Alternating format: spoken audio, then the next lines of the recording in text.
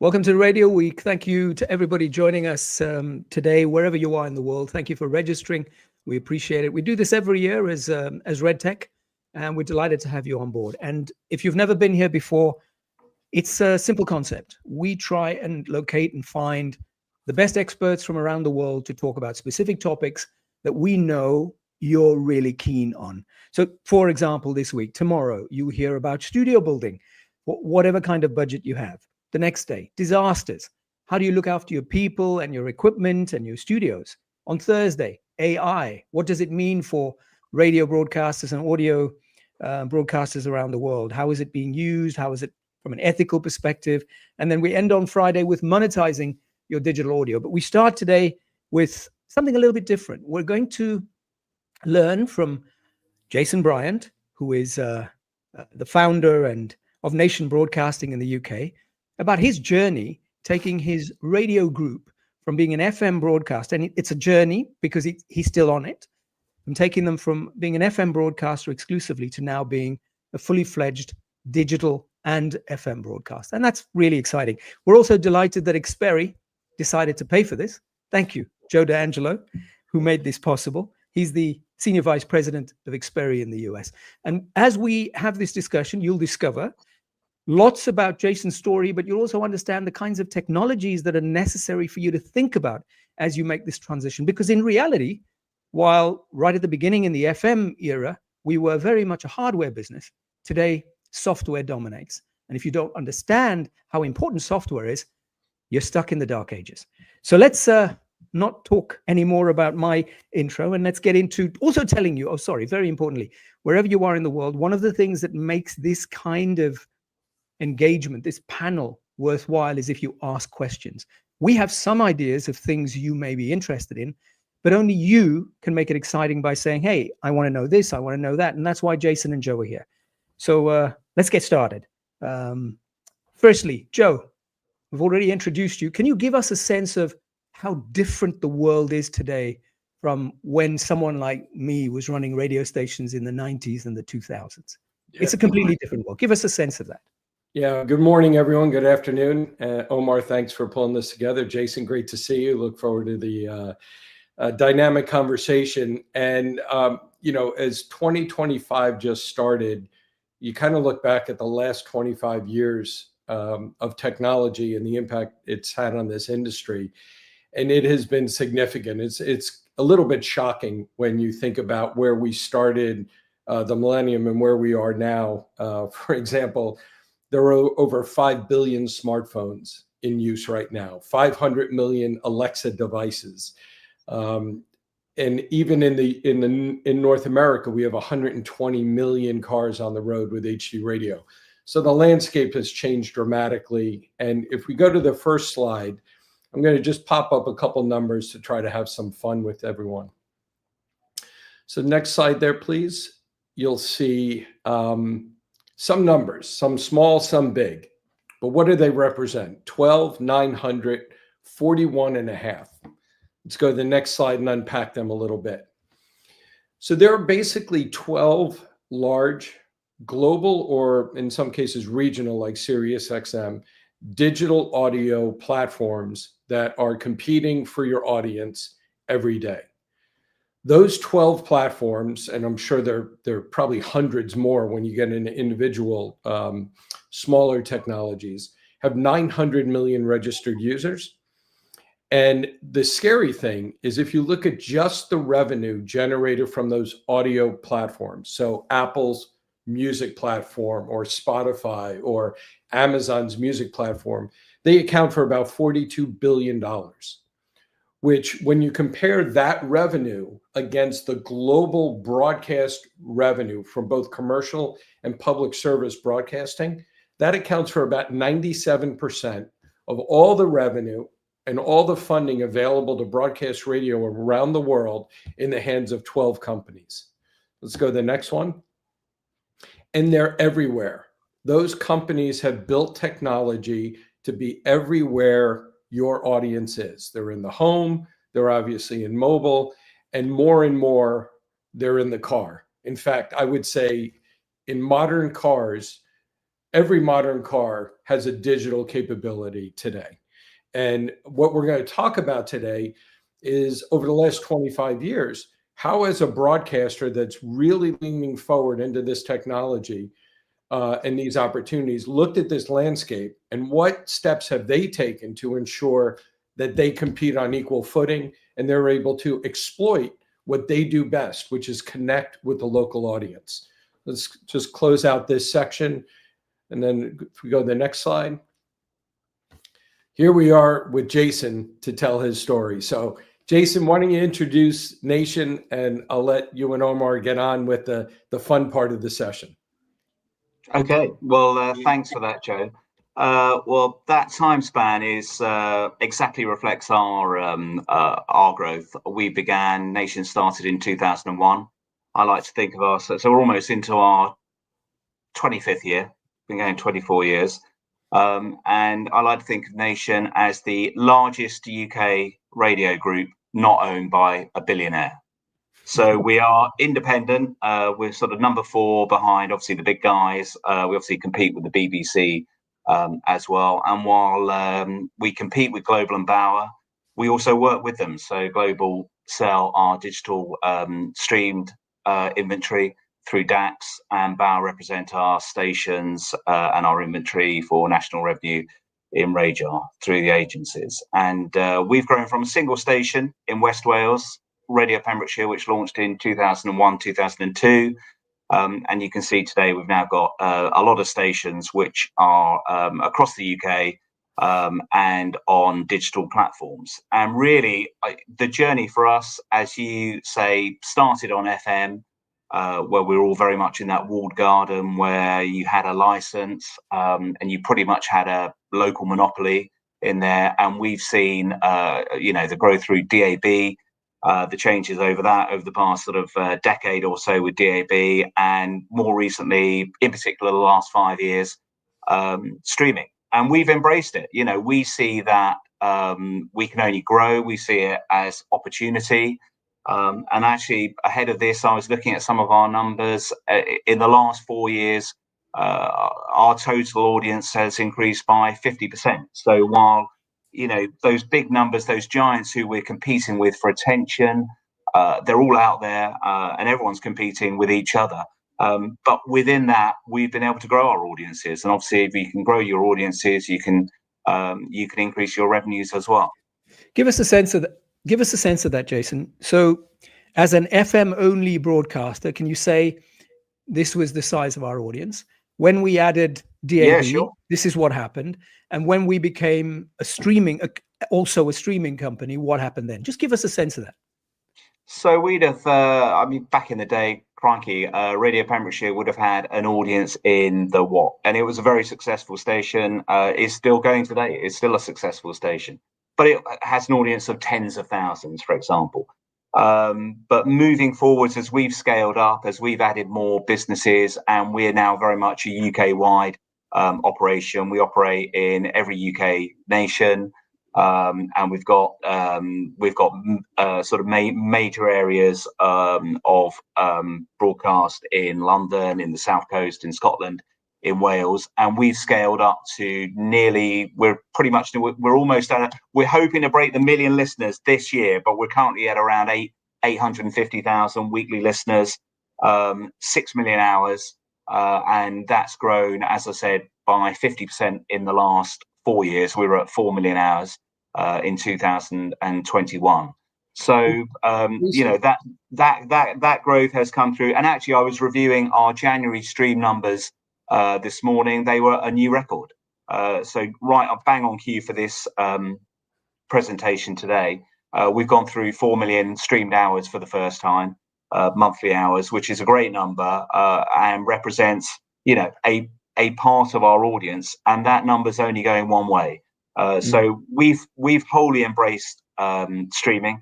And as I said, we see it as an opportunity to compete with our larger competitors, Global, Bauer, and the BBC, and using things like the Nation Player, which we'll come on to, and which we've built with XPeri.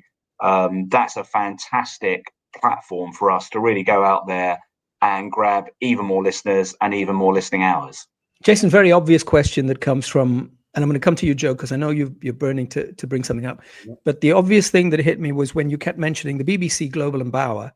But when you talked about taking on and embracing streaming, you didn't mention Spotify. You didn't mention other on-demand media. Is there a reason that you've excluded them when you think about your business? Yeah, while they clearly compete for time and audience attention, we very much look, to our peers in radio. We think radio is different. We think it's a built medium. It's curated. It's serving a different need than the streams. And I think the lack of the streamers' ability to sort of break into radio, as it were, and my goodness, they've tried over the years. I think it's a different proposition. I really do. I think we obviously have presenters, we have curated playlists on some of our genre and decade stations, and it is different. So while at one level we do clearly we compete for attention, the battle we've got to win is amongst our direct competitors, and obviously that's all three of the above for hours, and it's with Global and Bauer for revenue. Joe, do you want to chip in? Yeah, Jason, you mentioned 850,000 weekly listeners, I think. Yeah, and that's right. Are you counting them across all mediums? So analog, DAB, and streaming? Well, that will be. So that's our published radar number for quarter four. Those are the and they gave us a record, just under 6 million weekly listening hours, which is about 3%.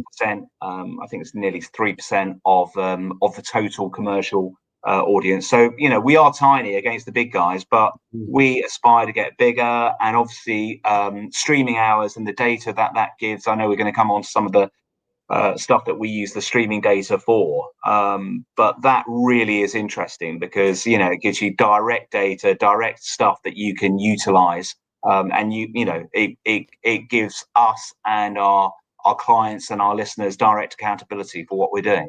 So radio is not just FM audience. It's accounting for your on-demand audience, your streaming audiences, your DAB audiences, and you're able to aggregate all of that.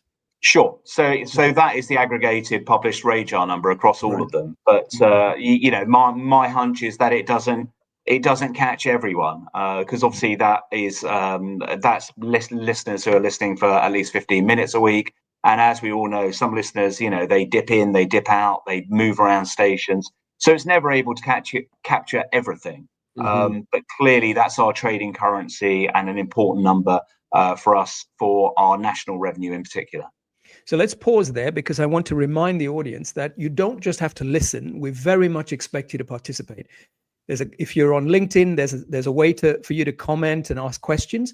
We flash your question onto the screen. Just say who you are if you want to. If you don't want to, that's okay too.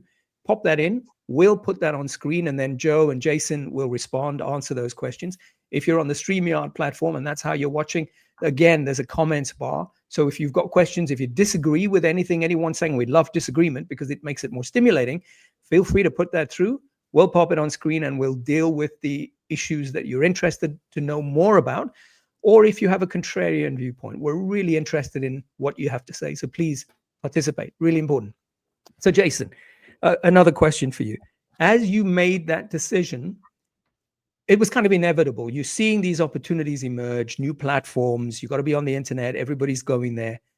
But there's also a cost-benefit analysis. You're saying, well, I got to invest more in order to do this because I'm multiplying the avenues. Perhaps not, right? I don't know how you've done it. But let's say if many stations perhaps just use it as a catch-up medium. They make it all available. It doesn't cost that much. But surely that isn't the best strategy when you're competing against so much content that's available. How are you doing that? What's your content strategy around the new platforms that have emerged? Well, I think in terms of us getting bigger, which is obviously my goal, we absolutely have to grow. I think you can't stand still in this marketplace. I think you've got to aim for growth. And the only way you can do that is compete with our direct rivals. As I said, it's Global, Bauer, BBC. Increasingly, clearly the BBC, predominantly national broadcast radio services. Global and Bauer have moved towards that. So, the local content card and that local identity, that regional localized identity, is important to us. So one of our significantly growing stations is in the South Coast, for example, at the moment, and we've invested significantly in bespoke content for that market over the past 6 to 9 months, and that's really come through very, very strongly in terms of our streaming data and our streaming hours. And we literally have seen that grow every day over the past 6 months, and that's allowed us to analyze the data, look at where the growth is, look at where we may invest some additional money in program content and new presenters, and to build that out. And and that's giving us real-time data, real-time information. Let's go through that sequencing. I think we've got a slide on your first step, which was DAB, and that's slide 7. Maybe we should pop that up. So that was your movement into becoming a DAB in addition to your FM, right? Yeah. And what did that do for you, and how did you decide that it was worthwhile making that investment? Well, so DAB in all of our so in all of those markets there, we've got DAB plus FM. So, for example, if I talk through them in the bottom right-hand corner there, that's Wales, where we started off all in FM, and then we built out a DAB network behind it. So that was simulcast across all of it. In London, in the top left corner there, that's DAB only. So that is a slower path to audience and building an audience. In Scotland, in the top right there, we're FM, where it's lighter red, and dark red is DAB only. And you see, and we have a larger audience for sure in the West Coast. We're on both platforms. And then in the South Coast, in the bottom left slide there, we are on FM and DAB. So I think, what we've definitely learned is that you have to be, the best recipe for success is to be multi-platform. And the markets where we are on FM, on DAB and streamed are without doubt our premium markets, and where we perform better, and where we can test with our competitors equally. DAB only is hard, but that pitch is leveling up. And clearly, if you're stream only, I think it's more difficult, although clearly that is a growing share. If you're DAB only, it's very difficult, and that's probably plateaued, I'd say, as a DAB only. So I think a stream first strategy is definitely doable. It's probably not there yet today, but I think FM and streaming work very well together.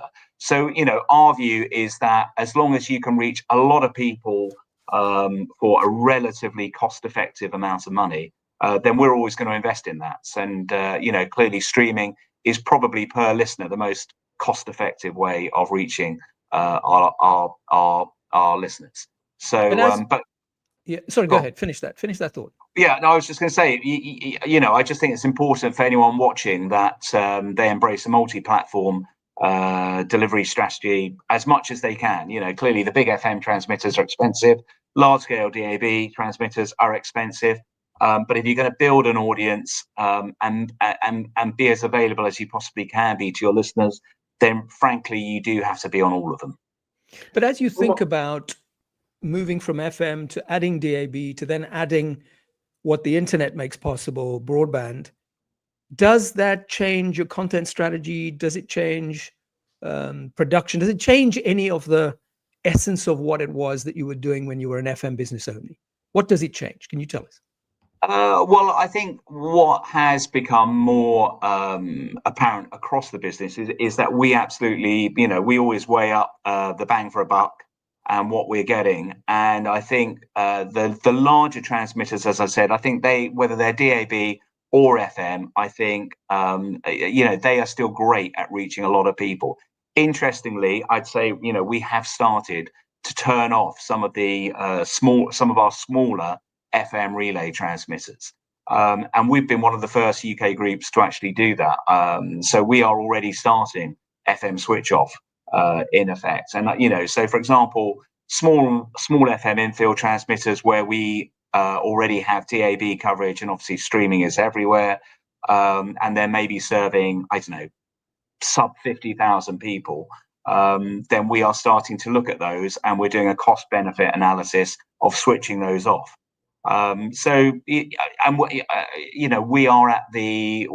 leading that charge in the UK, and that's probably because we are more efficient at looking at where we spend our money, and that we're investing in content, and we're investing in local marketing to let people know where we're delivering that content. But the operating model doesn't change, right? So you don't have to, if you're doing suddenly distributing it 3 different ways, or 4 or 5, you're not multiplying the number of people by that much, surely. Or is it possible to do it with the same number of people that were part of your business when you were just an FM business? What changes there in terms of the operating model? And also then talk about the business model as well, whether there's an adjustment there. That has, I would say we are spending more on platform costs today than we would have spent 25 years ago when we started. So when we had just an FM stick at Radio Pembrokeshire, we were paying X £1,000 per year, and that was it. We didn't have to worry about it. We then subsequently built out the DAB network, which obviously added to our costs. We're now streaming, that's added to our costs. So yeah, I think the platform costs are now dominant, whereas 25 years ago the staff costs would have been the dominant cost. We've rationalized that, and obviously we have used technology, so we're using more voice tracking or as live voice tracking. We've got more news hubs, and obviously we're aggregating content there, and our presenters are probably, I'd say, best in class at doing as live voice track programming. So it's pretty much instantaneous, almost in real time, but they may be across 2, 3, or even 4 stations. So the presenters, and we've got a great team of presenters and talent, they've had to adapt as well. And as we all know, in this world, it really is adapt or die. And you've got to use your investment, you've got to use your money wisely. And while the margins, they're always under pressure, aren't they? Our margins are always under pressure, and people are always competing for revenue.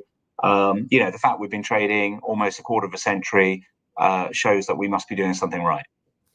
Omar, can I jump in here, because I want to go back to something Jason said that quite honestly shocked me a little bit. You said streaming is the most cost-effective platform right now, and if I think back to the introduction of the iPhone, back in 2007, you had very expensive bandwidth, very expensive app development, and very expensive and potentially still, I think, very expensive licensing costs for content. We've gone through a lot of, let's say, evolution and pricing changes for digital distribution of audio. How have you seen those 3 levers change?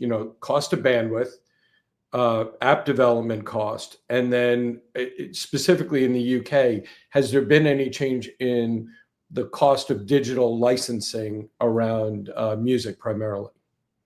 Sure. So cost of bandwidth obviously has come down pretty much for everyone, and it's much more robust. I think that's really important as well. I think you don't get the buffering issues, the streaming issues that you got even 5 years ago.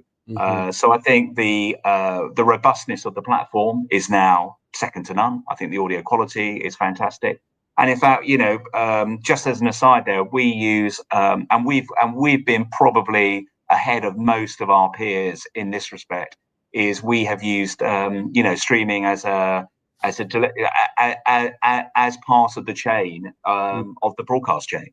So we're streaming direct to our FM and DAB transmitters, where back in the day you have expensive cable lines and landlines. So we've been ahead of that. So costs have come down there. In terms of app development, yeah, sure. I think this leads us neatly into Nation Player. Those build costs have come down, and now you can do so much more in an app than you could do on a single station app. You can have multi-stations, you can do it by genres, you can do it by demographics, you can do it by so many different things. You can, slice and dice it however many ways you do it. And I think, what we've done with Nation Player is to build that into, a single station, single company app, into an app for everyone. without a downside to Nation, with our own stations on. So my view is that radio wins together. We've got a lot of independent stations on, as you can see from the slide. And while obviously that was a costly app to build with XPeri, we believe that a For Everyone app, where we share some of the ad revenue, we share the progress that we're able to make on that, and it's for my money, Nation Player is still the best in-car app out there in the UK. Our staff love it, our clients love it, and I know our partner stations are on. A lot of those are now using it as pretty much their solus app. And they don't have to then worry about having a third party and possibly a lesser quality app that's provided doing their own thing, because frankly they don't need it. They can get on with that. And then the third part, what was the third one, Joe, there? Third one is the cost of digital content. So the important part, and this is clearly material, and I think the licensing of stream services is really important and is continued to be important. But all of our services are simulcast, so they're all available on at least one other platform. And I think that's important. I think the ability, particularly in the UK market, to put stations on, whether they're on FM or they're on DAB and they're serving a community, I think you've then got to make those stations more widely available to people who want, they may want their, if they're Scottish and they're down in London for the day, they might want to listen still to Nation Scotland, and obviously they can take their station with them. They can stream it. And I think, that's where the licensing bodies in the UK have got it right, is that if you are simulcasting a service, then frankly the royalties are affordable and they do make sense. And I think that environment works at the moment. Who knows where it's going to be in 5 to 10 years time, as streaming probably becomes the dominant platform for everyone. So I think I think it won't be long before streaming is probably at 50% of all listening. Jason, you're a broadcaster, and now you're dabbling in all of this. So there's a whole lot of people watching who are saying, hang on a second, I don't think I have the resources, I don't have the balance sheet, I don't have the shareholder support if I'm a private operator to get into this kind of adventure, creating the software, no matter how valid it might be and how compelling you put the case at some of these boards. They'd probably say, make that someone else's problem. Let someone else take that risk. We're not in software. We're in radio. We're content. There must be partnerships. How do you make this decision to go all in on something like this? And then while you're thinking through that, who do you start to say, I'd like to work with me? How do you make those decisions? Because some people can't do what you've just done and, maybe invest in building the software out for things like Nation Player and so on. Well, we're very good at working on partnerships. I mean, we are not a big business, but we're a smart business, and we've been around, as I said, been around a long time now, and actually been around longer than Global and Bauer in their current iterations. But we are a small team, but it's about investing wisely, and I think because we are the largest independent, that gives us a great position in the marketplace, whereby people from other territories who might not be able to work with Global and Bauer, because Global and Bauer, quite rightly, and it's their business, a lot of their stuff is done in-house. A lot of their development they would be doing in-house. We haven't got the luxury of that. But people, who want to work with an operator in the UK, want to come into the UK, we get a lot of incoming inquiries and calls, and it's great to partner with them. So whether they're a large European broadcaster or US broadcaster, and they want to do stuff in the UK, Nation is very much open for business on that.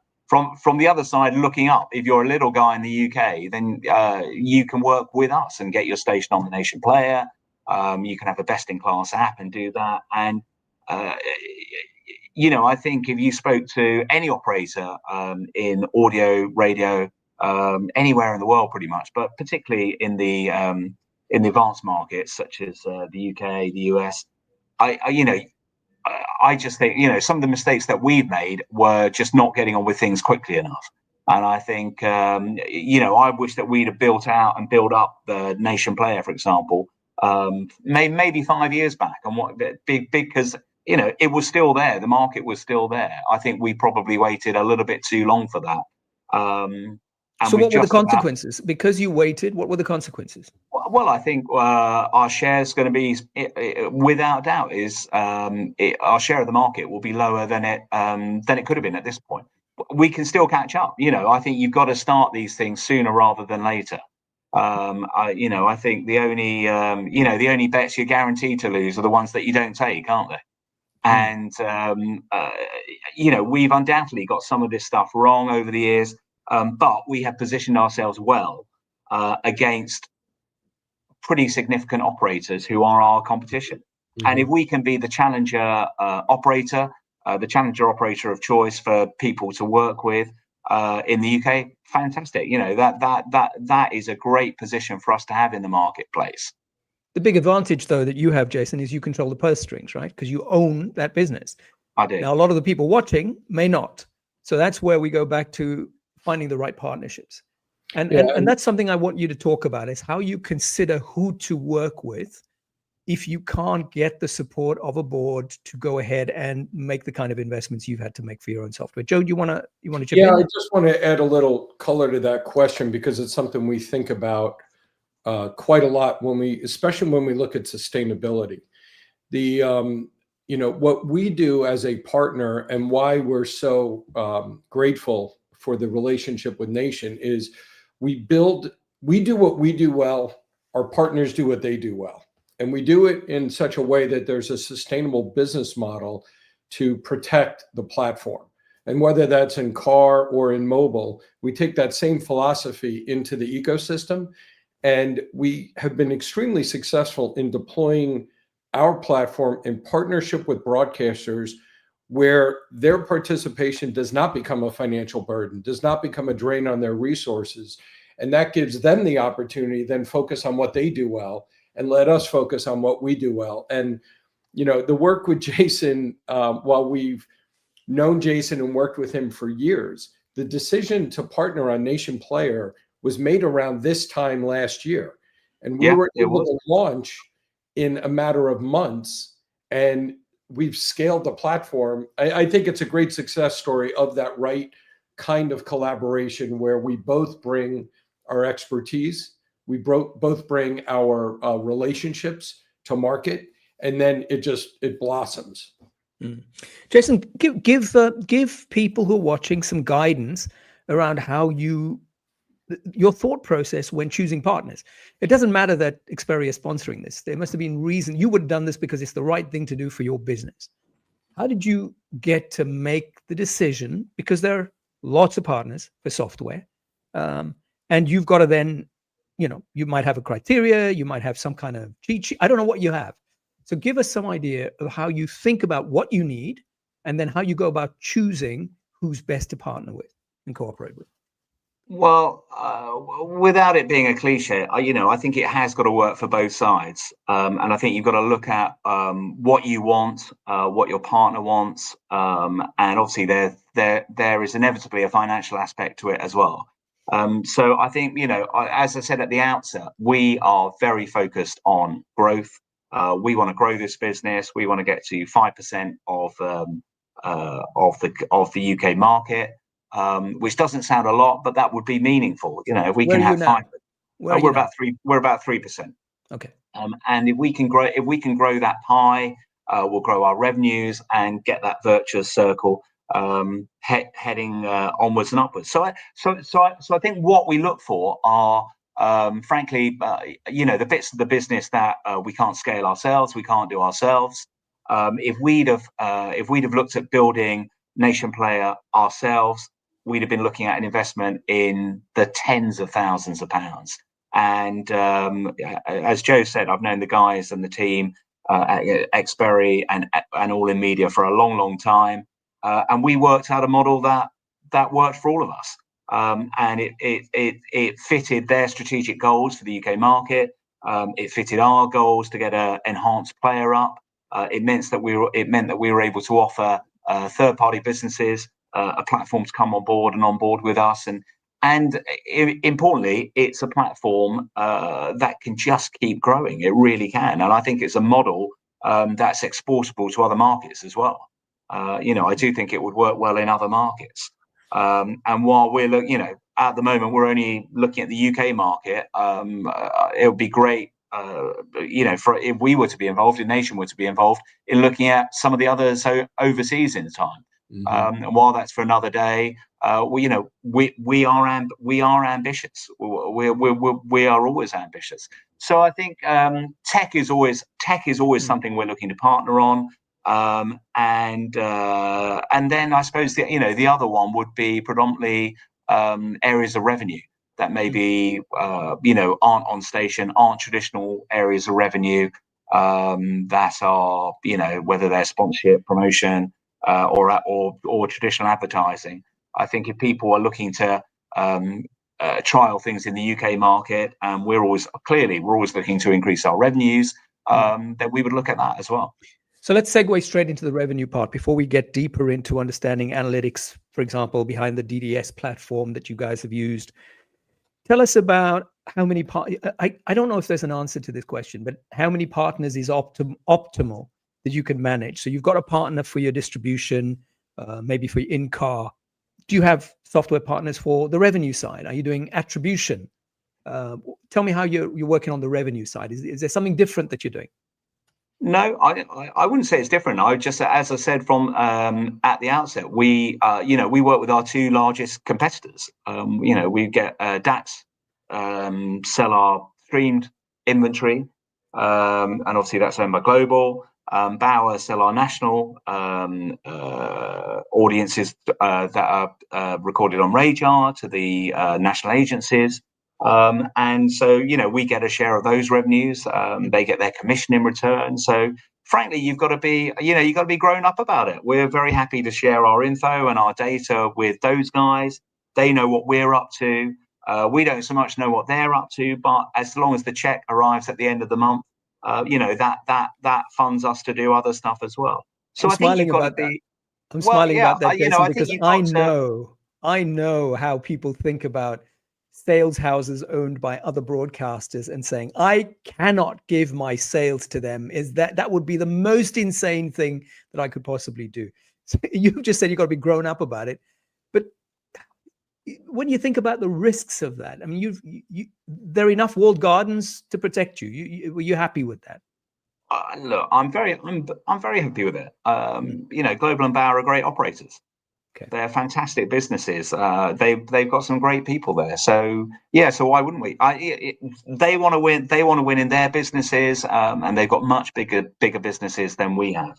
And if they can help us a little bit through, and we obviously add to their scale. So it really does work for both sides. And I think, as I said, you have got to be grown up about it. Yeah. So those who are watching, just want to remind you, if you've got burning questions, if you've got a comment to make, if you want to really push back with what Jason just said. Oh, there we go. Bala from Malaysia. This might not be about the sales thing, though. Have any of your audio streams? I'm reading that. Yeah, interesting question. Yeah. Do you want to go ahead and answer? Bala asking whether any of our audio streams have been hijacked and monetized without authorization. Well, interestingly, I do hear that Nation 80s is big in the Balearic Islands, and so somebody is streaming us and our services in Spain, and that is not through us. So you cannot stop somebody. Our streams are out there. You can't stop somebody rebroadcasting it. I suppose whether they're monetizing it, goodness only knows. But I can only control what I can control, and as long as we're obviously a regulated business in the UK, as long as the streaming and the content that we're putting out on our platforms are within the laws of the land and are regulated and paid for, and we're paying our royalties rightly, that's all I can do. I think it's an interesting question. I don't know how widespread that is, and I suppose if it was a real problem, it would be possible to shut down a pirate stream. But it's not something that's a significant issue for us. Jason, take us through that collaboration with Joe and his team, and what excited you about the DTS platform. What drew you to it? I think we've got a couple of slides to show as well. Yeah. Okay. So XPeri previously, the first iteration of Nation Player was was like many stations have, was a one station site, and it was just us. And I think some of the exciting things that I was told about that XPeri were looking at was the data side. So I know we can see who's listening at any one time in car to our services through their dashboard display. And I'm very interested in data and the information that we can get through streaming anywhere. So obviously, that's real-time live data, and that is useful. And the other primary thing, frankly, was the in-car audio, was the ease of use, the fact that XPeri work with the auto manufacturers, and that they've got a strong position in the dashboard. That's obviously really, really important. Radio stays strong on the dial in car, and these guys have got the premium contacts in the market with the auto manufacturers, and if they've got that, that means that our stations and our app and the Nation Player and our partner stations are in the best place on the dashboard. And while that is where, back to Joe's first slide, that is where the competition is. I think those guys are all huge, and they have got they've got their own apps, their own positions on the in-car entertainment systems. Radio may only have one, but so radio's just got the one button or the one spot on the car dashboard. But it's still very important to have that one easy access, so the consumer, the listener knows that's where I go to my radio. And if then, you go to a subset, a sub menu of stations, so be it. But that is where we really are competing for space. And I'm going to come back to you, Jason, to talk about how some of the analytics you received helped influence programming, content strategy. But Joe, just take us through what's happened with the technology since we've one of the real benefits of the Nation Player platform for all the broadcasters who participate is it's fully integrated with DTS AutoStage, which is our advanced hybrid radio system. And what you're seeing here is a rendering of the actual service running in a very modern dashboard that has 3 displays. You have the center console, traditional place for radio, driver display, the instrument cluster, and then emerging passenger screens. If any of you were at CES, you saw numerous pillar-to-pillar displays that were completely configurable in the car. All the cars are connected. All of these are going to be platforms and interfaces where people can control and engage with radio. So if we go to the next slide, you'll see that this platform, DTS AutoStage, has been deployed, launched in about 2021. It's in about 10 million cars right now from the brands you see listed here, but we support radio in over 145 countries through a variety of technologies and platforms. Nation Player being by far one of the most efficient and easy to use integrations that we have around the world. And if we go to the next one, you'll see the impact of this. What this integration allows is for incredibly easy discovery of Nation Player stations and the content that is available on any broadcast that you're able to reach. This system starts with broadcast, so you're going to be first offered the regional over-the-air broadcast services, whether they're analog or DAB. Every service is enhanced with rich visuals, the metadata you've heard I'm sure for the last decade, how important metadata is. We take care of that on behalf of the radio stations with fully licensed album art to make the broadcast radio experience as consistent as all of those pure play digital platforms. So this is, station discovery and engagement on the center stack. If we go to the next slide, you'll see what it looks like when you're actually tuned to a station. So this is just one rendering. And like I said, we have 12 different automakers using the system right now. Every implementation is slightly different, but you can see there's rich, consistent, and engaging visuals for the album art. There's great branding for the radio station. There's even the availability of lyrics and information about the artist. Let's go to the next slide.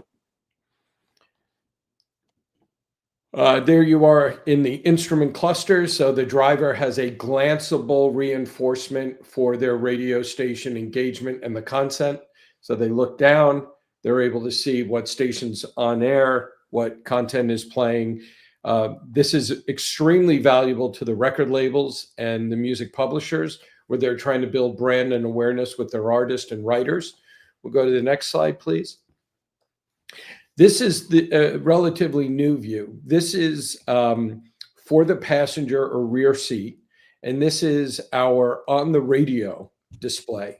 And this is showing at any point in time what is playing on the stations that you can listen to. So if you think of historically, your presets are driven by the station, and then you discover what's on air. We've kind of flipped this now where you can actually scroll through and see the songs that are playing and select your station based on the content that's currently broadcasting.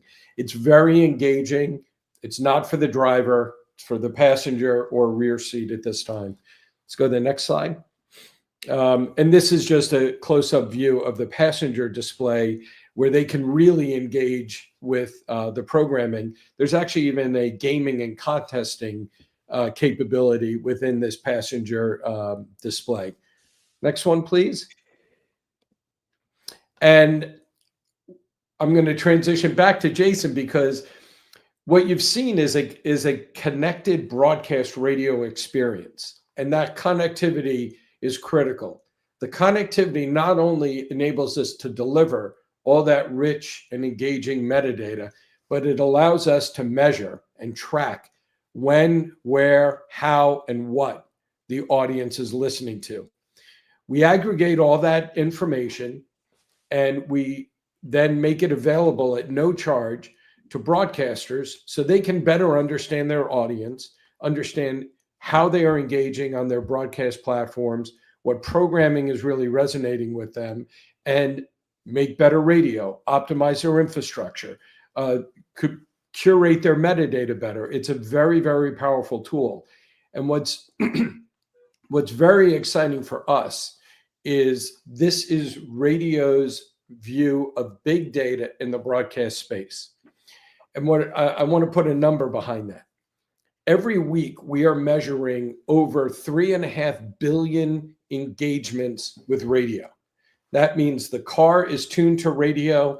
Radio is sending programming information to us that we are then delivering to the car. The car is telling us where it is and what it's listening to. And this number has grown exponentially, obviously, as we've had more cars on the road. But what we're also starting to see is longer engagement with broadcast radio. So the time that these cars are staying with broadcast radio is increasing because of the dynamic nature of the metadata and the service that we are delivering together. So I'll let Jason take you through, his view of our broadcaster portal, and we can wrap up with any questions. Yeah, very, very good. I want to definitely come to you, Jason, to understand how analytics shaped your thinking around programming strategy, content strategy, other strategy, business strategy. But Joe, before we get there, you've done this with Nation. Is that a model that you would do anywhere? So tomorrow, broadcasting group in Greece said, we've got some really nice apps and we've got 10, 15 radio stations. Can we do this with XPeri, with Joe D'Angelo? Yeah, absolutely. So the Nation Player platform that we built together is something that, as Jason alluded to, we're absolutely making available in other markets around the world. But if a broadcaster has their own app, for example, we're happy to integrate with that. We have done integrations now with probably close to 1,200 different radio groups around the world. And one of the things we ensure is that whatever technology platform they're using, if they want that platform to feed into AutoStage and be the source of truth for their radio stations, we use that.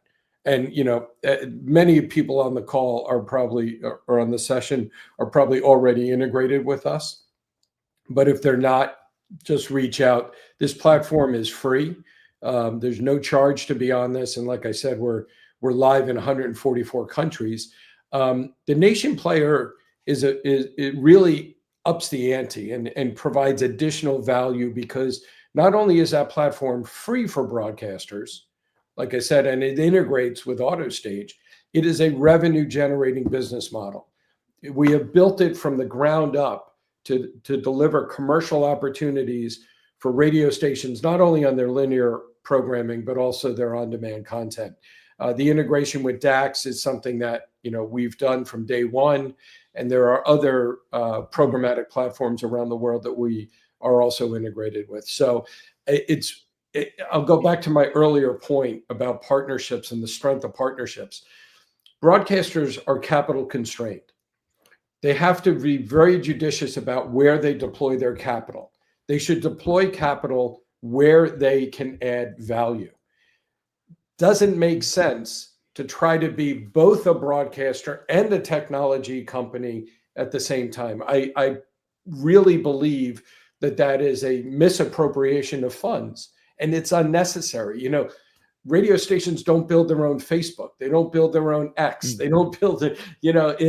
You have to understand where your strengths are, the value you create for your audience, and look for partnerships where you can build the proper relationship. So I'm not sure we have a lot of shareholders watching. They'd be delighted to hear you say that. Jason, tell us about how early on the analytics started to help shape the way your business thought about the next day and its strategy. And we've got some graphs to go with it. So just take us through that, please. Sure. So we absolutely the data that we see from DTS and align with the streaming data that we see just in our daily analytics. Well, we see analytics any time that we can dial up.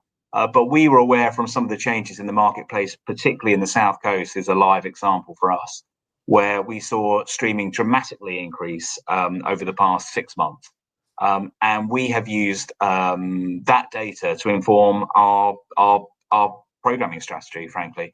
And we have invested and we have changed the schedule, invested in new talent that's come to market. And we have watched that grow and grow and grow. And my belief, we got our next radar figures in 48 hours, is that we are going to see our audiences climb, in particular in that marketplace.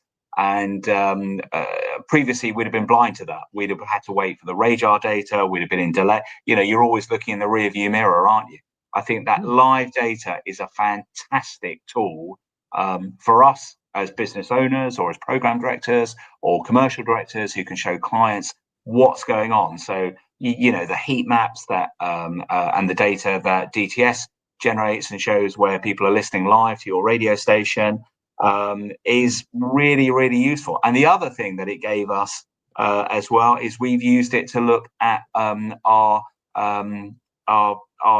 audience areas. So we've expanded, for example, some of our TSA areas because of the information. So on the South Coast, tell us what we're looking at now. Is that what we're looking at right now? Is that an example? Yeah. Well, I mean, Joe, you can maybe talk to the. When I look at that, clearly we're looking at where people are listening to our services in car at a point in time.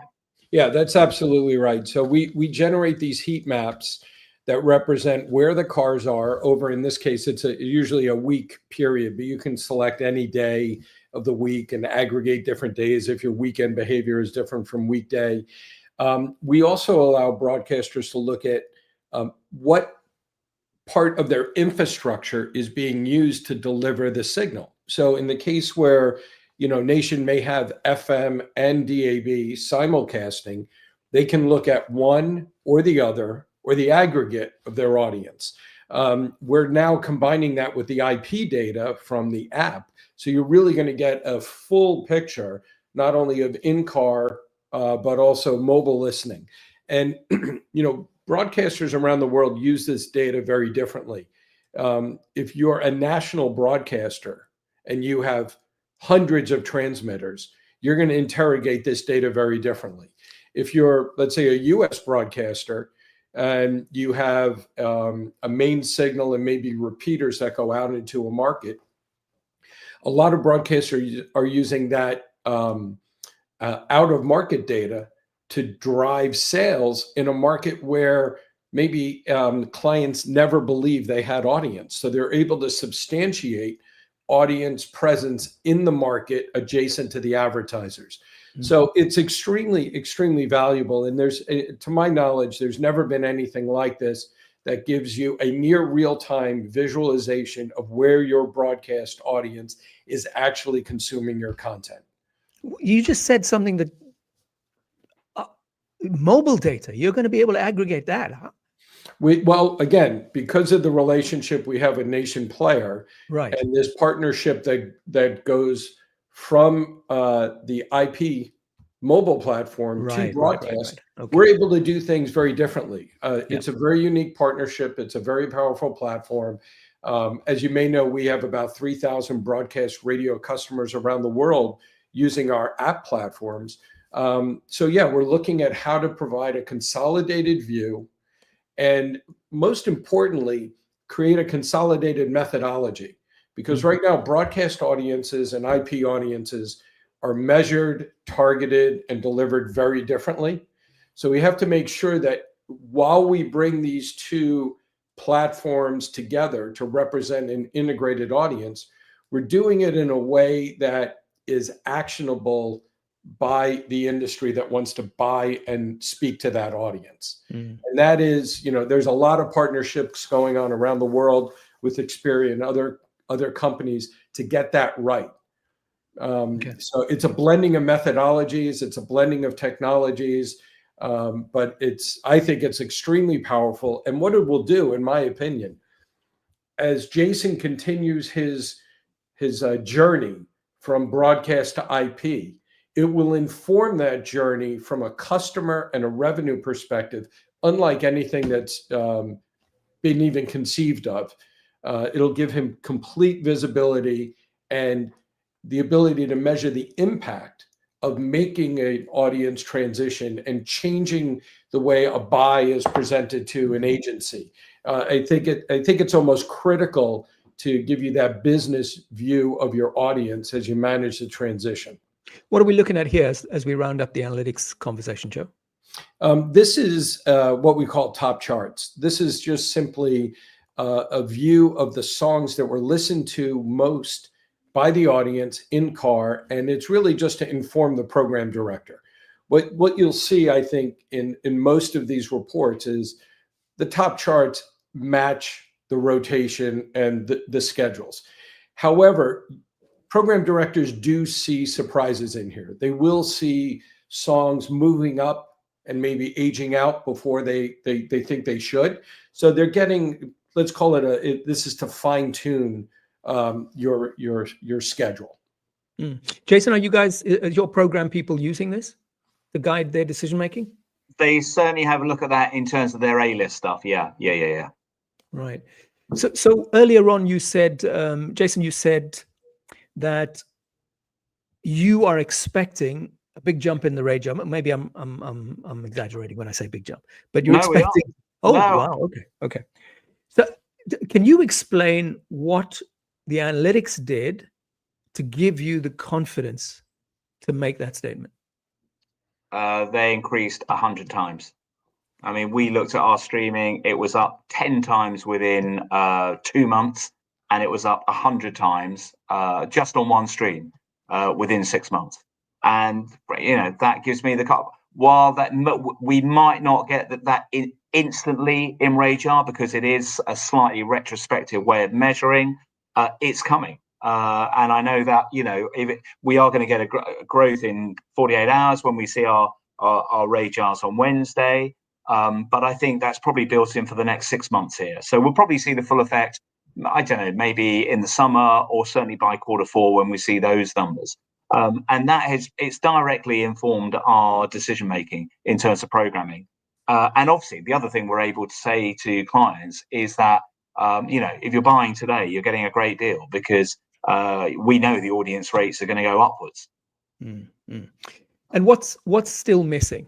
So we talked a lot about all of the yummy stuff coming through from a data analytics perspective that was never possible before, which is really phenomenal for broadcast radio. But what do you think are the gaps that are still there that you wish were being solved? I'd love some of this stuff to be used in actual audience data. If you could start to utilize some of the data that's there as part of your listening, your audited listening, I think that is going to, frankly, that's way better than trying to remember what station you listened to last Tuesday afternoon. Which is the way it's done at the moment. And, that can only be better for broadcasters, in particular the smaller broadcasters, actually, because obviously they struggle much more with brand recognition and they haven't got that morning, noon and night marketing and promotion that the big guys can do. So I think, I think if we can get some of the information, some of this data across into the audience measurement business, that's going to be more money for Joe and others who generate the data, but I think it's going to give us a more robust and credible data set and audience, and real-time audience measurement system. Mm-hmm. Brilliant. I think this has been amazing. Just to let everybody know, we had some broadcast professionals who are part of RedTech's database around the world send us some questions in advance because they weren't going to be able to be here for the live discussion. So we're already over time, but that's why we're on this platform, right? We don't have a news bulletin to go to. We don't have program managers screaming at us saying, shut it up, get moving, get out.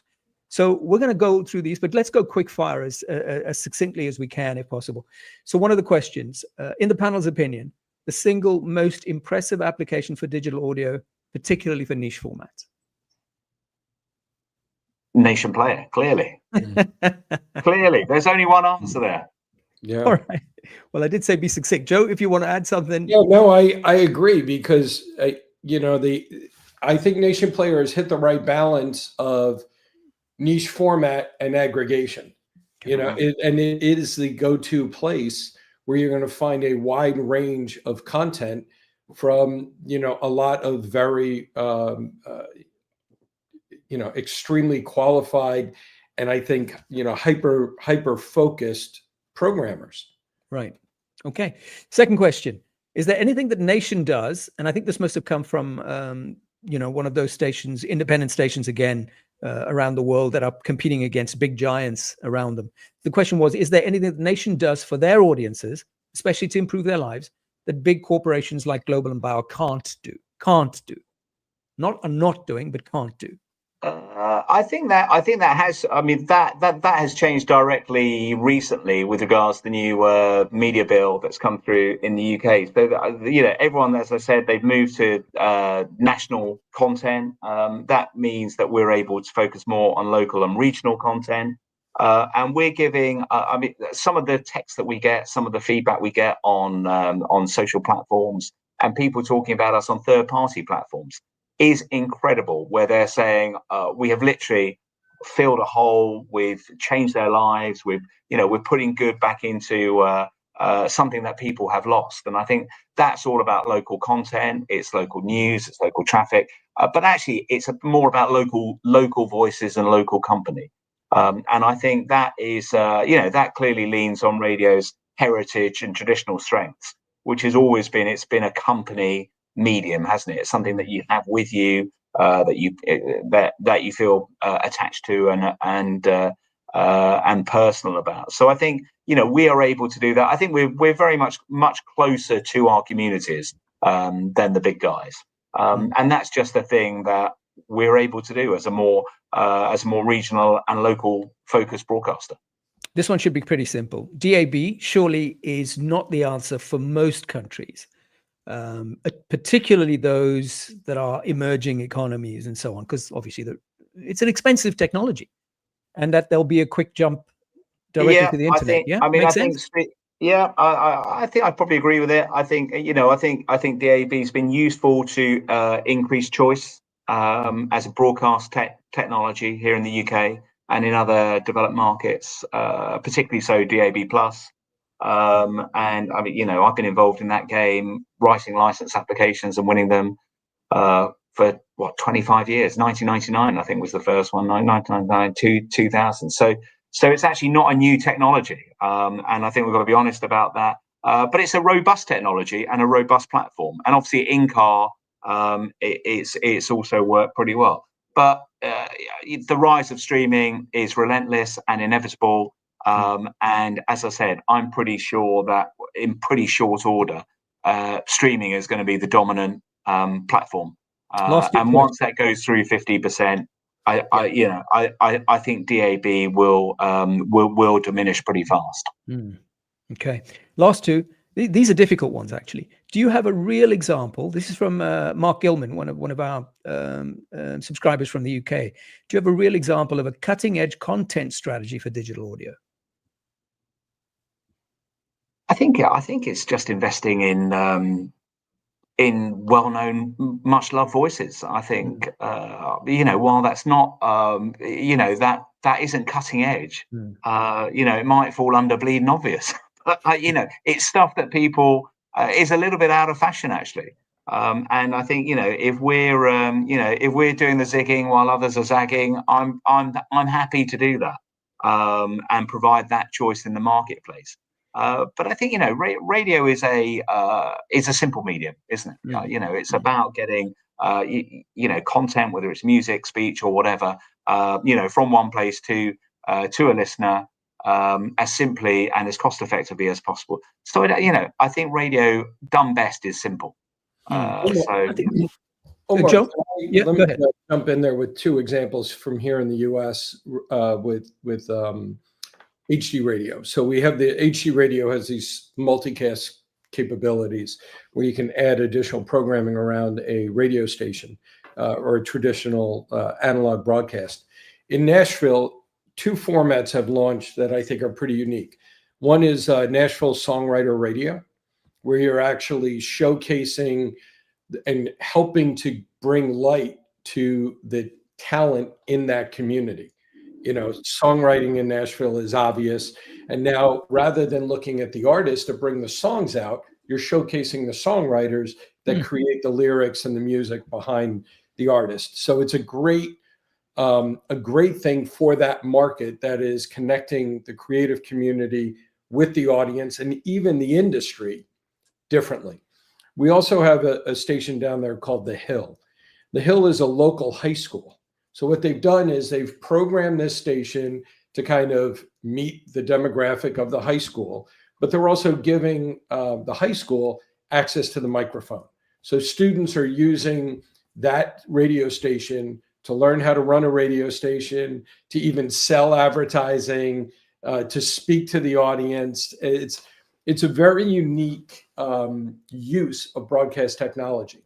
So I'd encourage you to think about how you can really get even hyper local, either with your local business community, your industry, or your youth groups.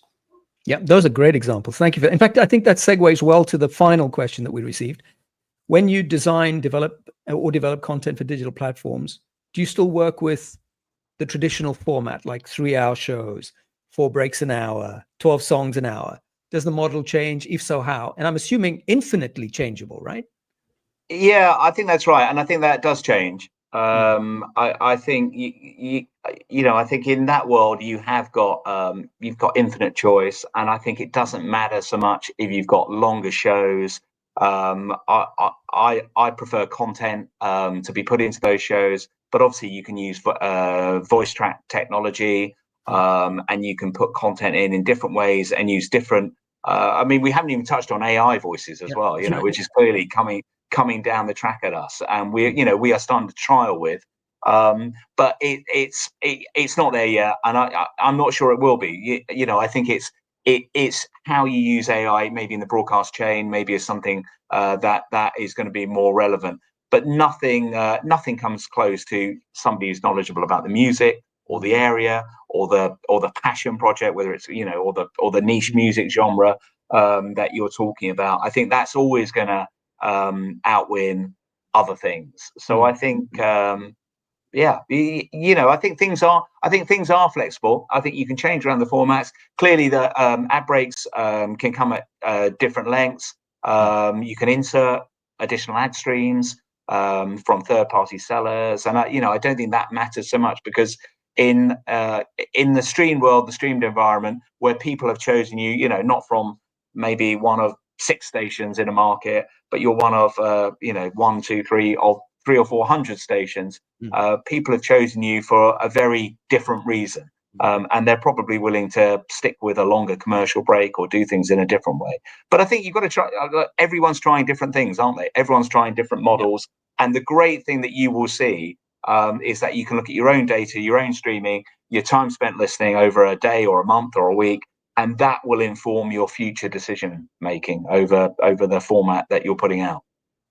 Jason, thanks for bringing up the AI, because it gives me an opportunity to say we do have an AI session, Radio Week. That's on Thursday.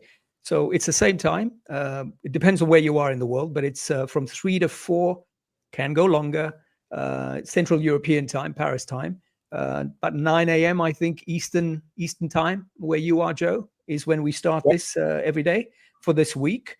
We're also doing studio disasters on Wednesday. So what if something goes wrong? How do you look after your people? If you have to send them out into areas where there is danger and risk, how do you manage that? What technologies can you use? Tomorrow, we're talking about studios.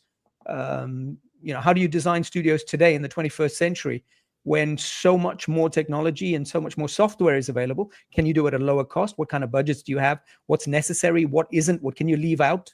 And then finally, on Friday, we're talking about monetizing digital audio. So all of it very relevant, hopefully, for you, wherever you are in the world. Be sure to tune in. I want to thank you, Joe D'Angelo, Senior Vice President of Broadcast Radio from XPeri, for helping us make this particular panel possible. Brilliant to have you here, and of course, your insights. And Jason Bryant, for sharing so freely about Nation Broadcasting, your strategy. Of course, your competitors were watching. I don't know if they picked up anything to have a go at you, but it's been great and very generous of both of you to give us your time for today. And thank you, all of you, for watching, for contributing, for sending the questions through in advance. And of course, some of you will watch this on demand. It is available on the redtech.pro website. Have a fantastic day, everybody. Thank you again for joining us. Thanks, guys.